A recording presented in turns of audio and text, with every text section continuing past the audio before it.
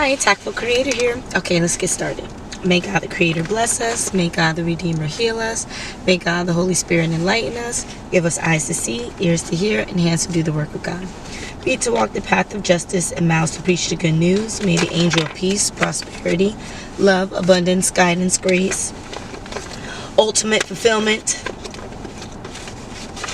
and modesty watch over us and lead us to the reign of God. Ashe. Alright, so let's see what we have here for our collective energy. Alright.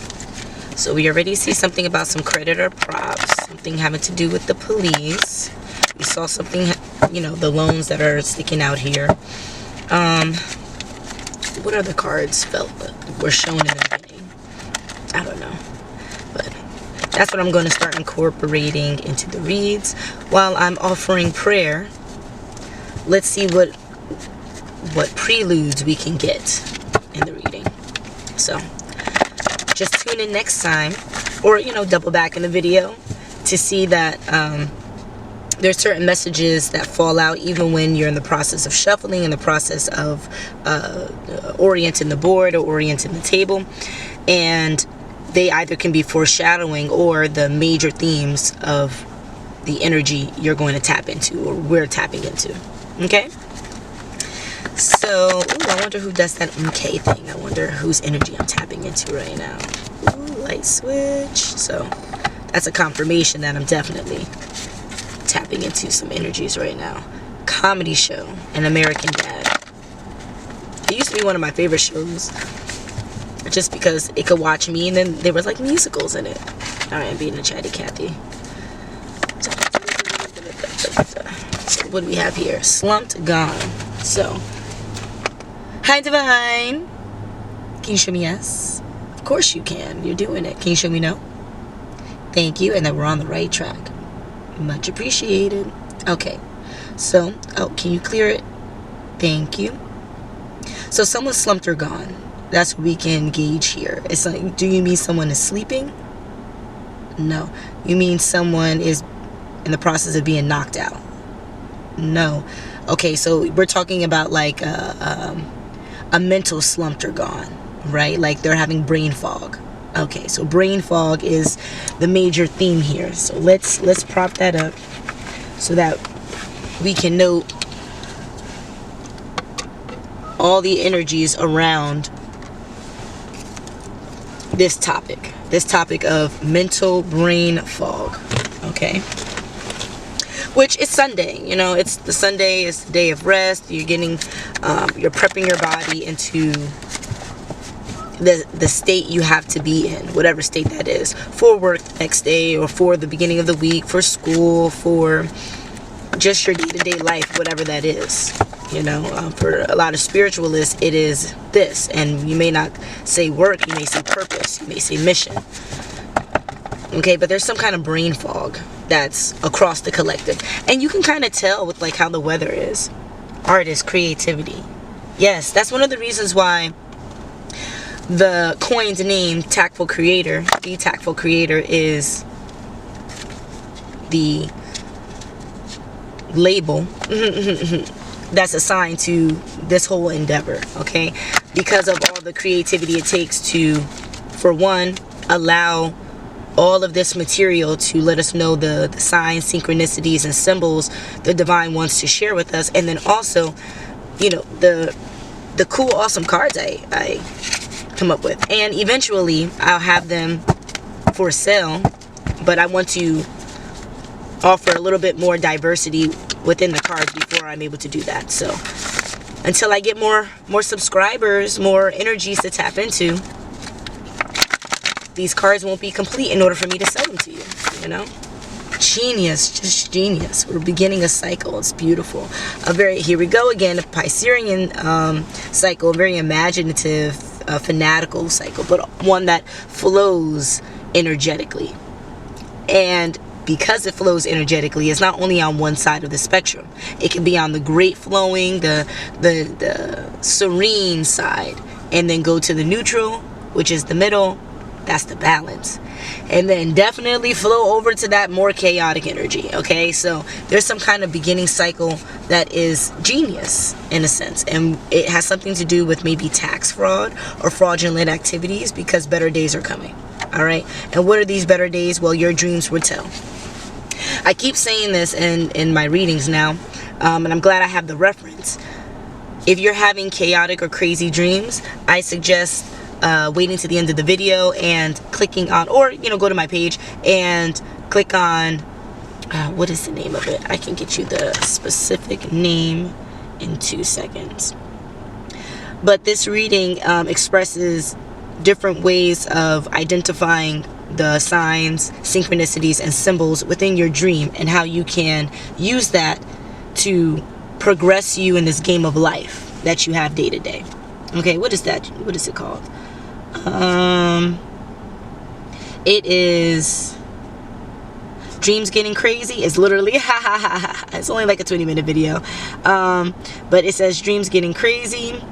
Are they scary or like a thriller? Get ready for this. Listen in, okay? And it's basically a whole bunch of hints and tips on how to dive into your own psyche, right? Because life is just the simulation, the TV version of what's happening internally for you. Okay, so look into your dreams. Maybe that can be offered too with this whole slumped or gone nature. You're having so much brain fog because you're not understanding why your dreams are unfolding the way that they are. And literally those signs and synchronicities, whatever you can remember out of those dreams, that is what you can take into this 3D experience we're living in. And I don't want to say manipulate, but literally manipulate life around you that's in flow and divine purpose, not necessarily manipulation for your own selfishness. But again, credit, props, acknowledgement, it's supposed to be for the collective. Okay, so pay attention to your dreams so you can help everybody else out. Sheesh. All right. So I'm going to put that over here with this whole artist and creativity, this whole Pisces energy, the imaginary energy. Not to say that what we're talking about is a figment of our imagination. No. What I'm saying is it takes not the logical or practical side of your brain to understand what's happening. It takes more of the lucid, the creative side of your brain. Okay, that's the side of your brain that also controls magic and the ability to see and interpret blessings and miracles. Okay, so I'm not sure if that's left or right. I really don't believe in that kind of thing. You use both left and right side of your brain simultaneously with a lot of complex problems that we deal with daily. So I don't believe in left brain people, right brain people. I believe that maybe you are focused on one side because the other side is unhealed, or more unhealed than one side, whatever the case is. Okay, but let's see what other energy is attached to being slumped or gone and needing to pay attention to our dreams. Because again, we have the I don't know if I'm pronouncing this correctly, so don't judge me. No judgment zone. The essential guide to your type, right? And that is basically saying, what type of person do you most identify as? And it could be a builder, it can be a creator, it could be a dreamer, it could be a facilitator, it could be and I forgot the name of this, but there is a certain person that sits in solitude and just observes. It's not like a monk, but it's kind of like it sounds like a lazy person, but it's not. All of their work, their purpose, their mission is to internalize everything that's happening and transmute it internally, understand it internally, and life will manifest around it the way that it needs to, right? So like that's their superpower, but it can only be unfolded or unearthed if they sit in solitude and focus only on the internal, which means you don't see them doing anything externally, right? And we need those transmuters so that we can have these random upgrades, these random intuitive nudges to do certain things that we never thought we would be in a position confirmation to do, right? It's like, oh, it's this new situation, what am I supposed to do? And then all of a sudden it's like idea, Where did this idea come from? Because this other person who's in more of a recumbent setting, a relaxed, kind of stretched out, leisurely setting, is maybe watching a show or watching TV and truly analyzing every aspect of the potential of a situation. And that analysis, because they're so energetically powerful, that analysis is then pushed off to anyone that needs the information, right? So don't be upset with every couch potato. You never know what energetic work they're doing. They, like I said in readings like months ago, some people who sit there and do absolutely nothing are doing more energetic work than those who go to a job every single day, put in their 9 hours, and then go home to do whatever else they want to do. Okay? So don't judge all these people. I mean, there are certain ones, you know, I'm not talking in absolutes. Let's see. What else do we have here? You want us to know, divine? Ancestors, guides, extraterrestrial life. Here we go. So I guess this Pisces area, this Pisces energy, and I just wanted to say Pisces Aries. So maybe we're talking about a cusp here. Okay, so cusp energy is truly powerful. Why? Because you have so much of a pull on the poles of each, right? And most signs are not contingent. So whatever sign is next to the next sign, it's not the same. So you'll have an air sign next to a water sign, right, which is next to an earth sign. I love how the camera does it in certain moments, like when it goes out, but not every moment. Anyway, so having two fires is like, okay, a larger flame. The only lesson there is to tame the flame, but in actuality, they're practically the same. Different kind of flames, similar concepts, you just have to maneuver around it, right? But if you have an air and earth, that's two different areas of the 3D. That's two different experiences. That's wings and legs. Like, that's flying versus walking. It's the same thing with water and earth, or water and air. It's swimming versus flying, swimming versus walking. These are completely different ways of living. So that involves different perceptions, that different experiences, different necessities. But here you go, having both of them almost equally. Cusp energy. Okay, so now if you're able to tame and nurture the light of both sides of the cusp, you're kind of like a superhuman. Now just imagine if you were at the beginning and the end of the astrological calendar. Okay, and that is between Pisces and Aries. For specifically March 20 through the 22nd, many calendars say the first day of spring is between there is 20th, 21st, or 22nd. But in actuality, growing up, it was the 20th for me. And that is also my sister's birthday. And like, when I mean her walking into a room, it's like your eyes are just drawn to her. She's not doing anything. It's not like she is asking or calling for attention. Your eyes are just drawn to her. Her energy is so powerful without her saying anything. It's so beautiful. And where is she on the astrological calendar? She is that cusp energy. So she's just moving. It's just emanating around her. At any point in time, she can tap into it and manipulate the 3D in ways that other signs can't tap into innately. You can learn, you can evolve, but it's not something you were born with. Okay? So that's just the energy I'm getting here. That beginning cycle, we are leaving the end of the astrological calendar. We're moving into the beginning of it. Okay, so true rebirth, true renewal. Okay, and here we go with this foreplay. Now, not renewal in a sex sense, but renewal in an SE. So S is grace, and that's 19, right? So S, numerology, is 19. 1 and 9 together symbolizes grace. 1 by itself is ask for it. And 9 is be real. Okay, so you're having a true, authentic conversation with the ethereal realm, which could also be interpreted as your internal self. Okay, and then you have 5, which is obey the information that is unfolding to you.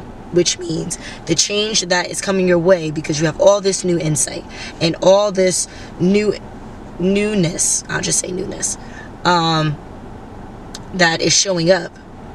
Accept it for what it is. Even if it comes with a little bit of bad, accept it. Okay, and that's the whole point with foreplay. You're kind of like finding a way to engage with something that is a bit foreign to you. Okay? And the way that you engage in this foreign act will determine how good the act is. Okay, so a lot of people say, like, with foreplay, if it's not good, then you can anticipate the sex not being good. Well, it's the same thing in this beginning cycle. The way you're transitioning into this Pisces energy, right? This, okay, we're clearing out, oh, that's the 9, right? Be real. Things are ending, let it end. Okay, but the 1 is ask if it needs to end, and ask if this new beginning cycle is new, or are you repeating a cycle? But we have grace there, so we don't really have to do all this asking. We have the trust in the divine that this beginning cycle is because we've cleared out all the old in a way that's necessary to begin this new in the highest vibe. That highest vibe is taking the lessons, not the karmic patterns, the lessons from the previous pattern that you were in. See how those lessons fit into this new dynamic. Remember, we said cusp energy is dynamic. So see how it fits into this new dynamic, and then nurture yourself in this new dynamic. So don't say, okay, it works, we're just going to stick here. No. It works. So let's evolve it to work and be more efficient. It only works right now to give you a saving grace. Boom. Again, we're back with the grace, 19. It's only working right now to show you that you had some foreshadowing. That's the foreplay here, foreshadowing of this new change and this endeavor that you're going to be a part of.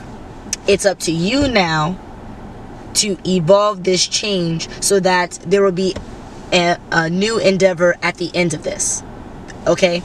And the only way you can have a finish line is if you are in a linear direction, or if your path is linear. Okay? From one end to another. One end, the beginning, the other is the finish line. But here we have Pisces energy. So on a calendar, it's a loop. You're going around in a circle. So here you are being given the opportunity. Will you go around in this circle as a karmic pattern? Or will you go around in this circle as if the end of the Pisces energy is your true finish line of whatever you had to learn, the lessons. And so that you can go into this Aries, this fiery dynamic energy, with all of the nutrients, right? That's going to feed your seeds for the rest of the year. Okay, so that you can have growth, vegetation, produce. Because what is that? That's health. That's giving life. That's creation. That is the idea of what life is in general. Okay, the collective message here. So, what do we have to do in this foreplay season? Okay, now that is the Pisces energy, where you're coming to a close. Your whatever bad habits, that's when you gotta give it the scooter-doo. The new year that everyone subscribes to because of the government, which is January 1st, is not the actual new year. It's not the astrological new year. Okay, there's 2 new years. One new year is the spring equinox, and that is the astrological new year between Pisces and Aries, that cusp. That is New Year 1. Then you have New Year 2, which is the second equinox. That is 9/11. Okay, September 11th. During that time, there's a new rebirth process. Why do you have 2? Because there's 2 sides of the equator, and at no given point outside of spring equinox and fall equinox is that the seasons are most aligned. The temperatures are most aligned. Okay, and that's where we're most aligned as a collective. Boom, here we go. New beginnings, new tithings, okay? And the spring equinox, and then it's, well, is our produce, are our seeds creating produce? Is our produce having vitality? Is it bringing us good? Because if not, then you have that fall equinox where you can use it as a new beginning, but as a return to a new beginning. It's like, okay, let's go back to checkpoint and fix the things that didn't work well so that we can go into that additional, the overall new year, not the additional, excuse me, the overall new year, which again is spring equinox. Truly understanding all the lessons and not having any inkling of returning to a karmic pattern. Okay, that's what that September vibe is for. And so you can be like, ooh, checkpoint, let's figure out, did we do well, did we not do that, let's go back to the drawing board. Here we can fix whatever is not working, so that when the real test happens, which is usually during that Pisces energy, excuse me, I gotta stop saying that I'm sorry phrase, because you can't attach yourself to that. Okay, so I am not sorry, we're erasing that from the books. I apologize. And apologetic energy is higher vibrational than ignoring my own mistake. So that's why I choose to apologize instead of saying nothing about it. Okay. The issue here is, because we're going to dive right back into the reading. The issue here is, although we have this Pisces in the upright, we also have this Pisces in reverse. Okay. Right underneath the Genius card. So why? Why do we have this Pisces in reverse? Hi, divine, ancestors, guides, light beings, extraterrestrial life. No karmic beings, because we don't do we do karmics? Do we do karmic energy? Do we do trickster energy, demonic energy? Do we do any of that? No. Vibes too high for them to intercept in any other ways outside of what? Turning the camera off, having the popo interrupt the reading just to give me kudos and literally apologize to me, even though I was technically in the park after hours. But I appreciate them. I do, because, you know, offering appreciation assures that the vibe stays high. You know what I mean? All right, but is there anything else we need to know here? Yes. Okay. Any more general cards? No. You want us to read us something from the inner type? Okay, so here we go. We're gonna have a little education. I mean, most people don't watch the end of the reading anyway, so why not give you guys a story time? Here we go. So this random page that I'm on is all for self-care. Self-care for sixes. All right, so just to double back, what is a 6? What is the inner type for a 6?